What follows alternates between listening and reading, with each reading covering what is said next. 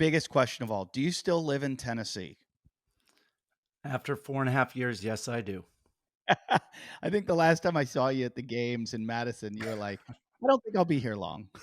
Well, then COVID hit, and next thing you know, time rolls by, and yeah, so we're actually moving to the Pacific Northwest in October. Oh, So, wow. So you are leaving. And let me yep. ask why.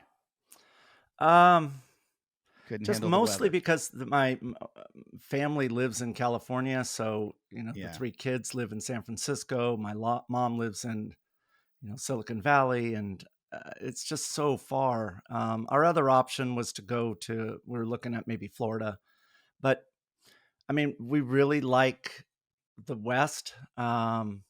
I'm okay with rain up there, so we're flexible. We don't have anybody that lives in the house, and so we could actually move anywhere.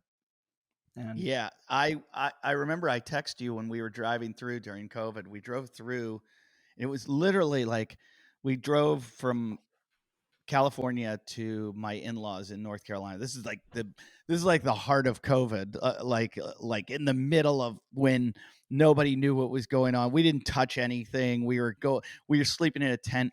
We were taking dumps in a tent with a, a portable toilet. Like we didn't speak to another human being, and we were like 6 hours away from North Carolina and all of a sudden I look and I'm in the middle of Tennessee, and I'm like, this is where mayhem is.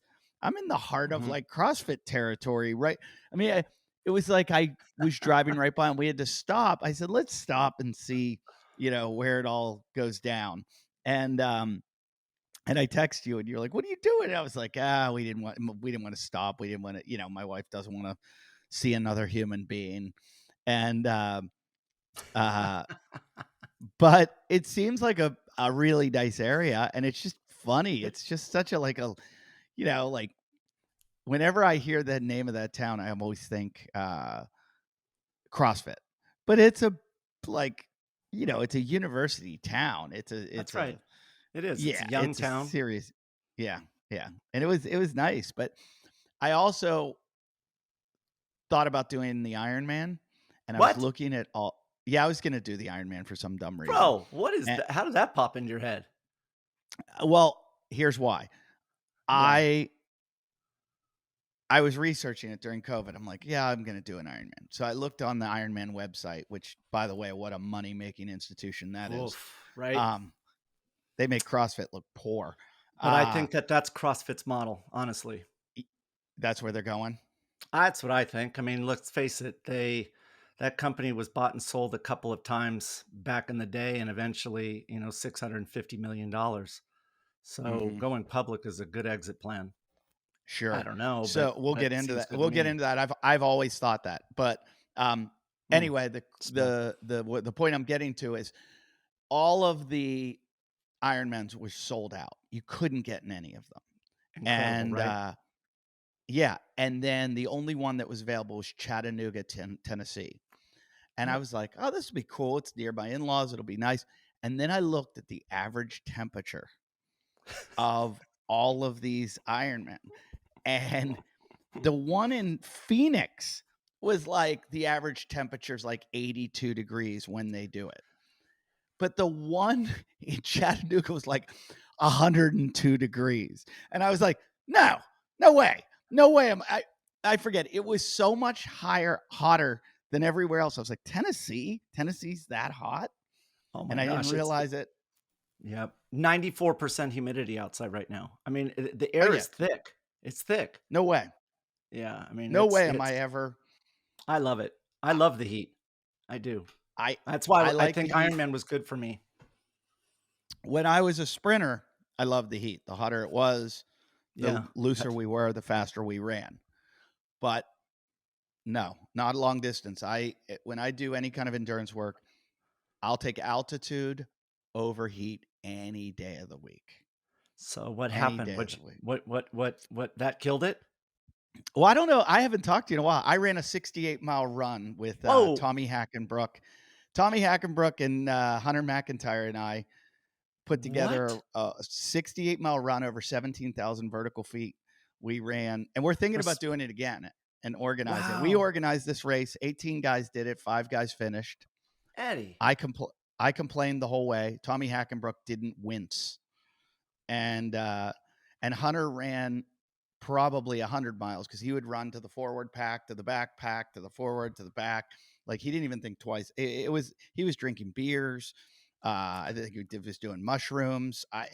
It was a crazy day. We did it in 19 hours, and then Hunter's girlfriend went out and did it in like 13 hours. She like laughed at us, but we climbed 7 mountains.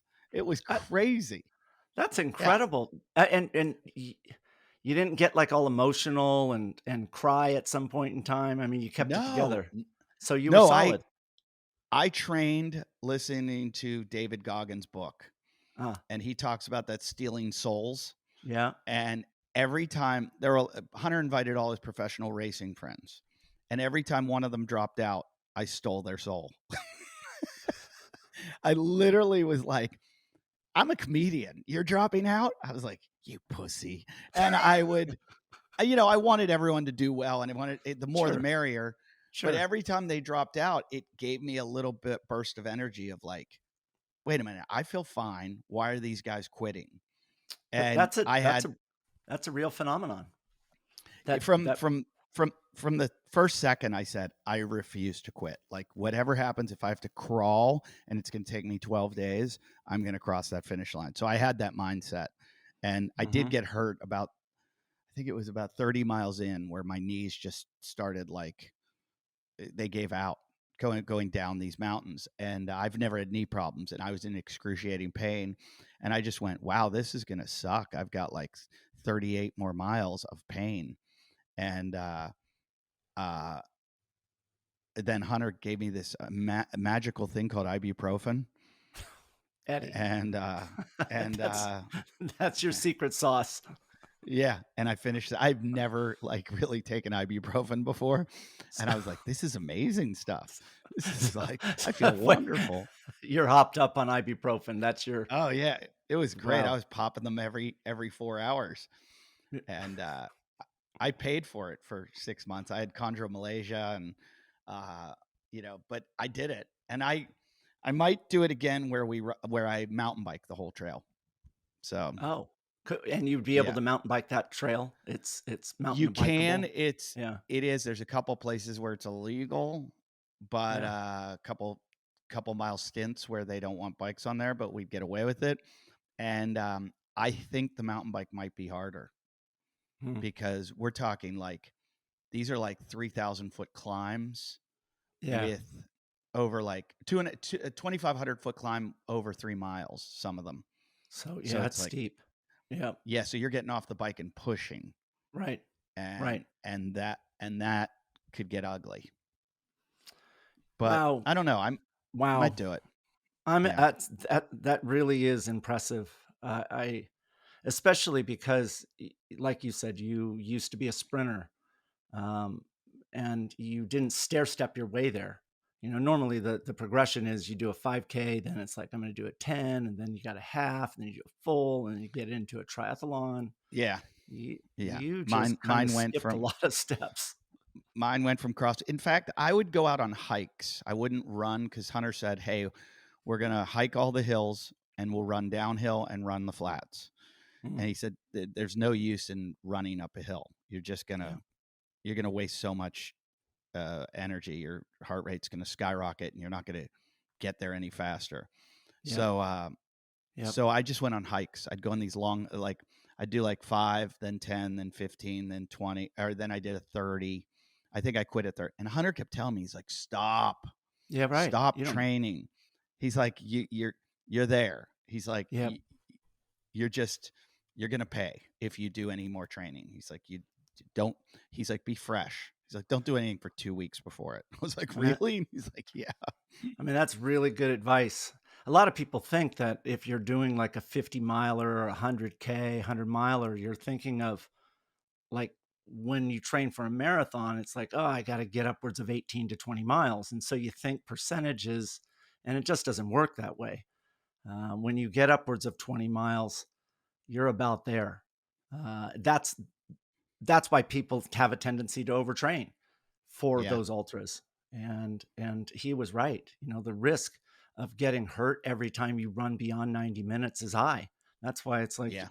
unless you actually have a specific event, I would never encourage someone to run 90 minutes. But I love the way you trained, right? You're focused time on your feet, Yeah. stamina. Yeah, I think that Yeah, was and it did, sound. Really good. and it helped.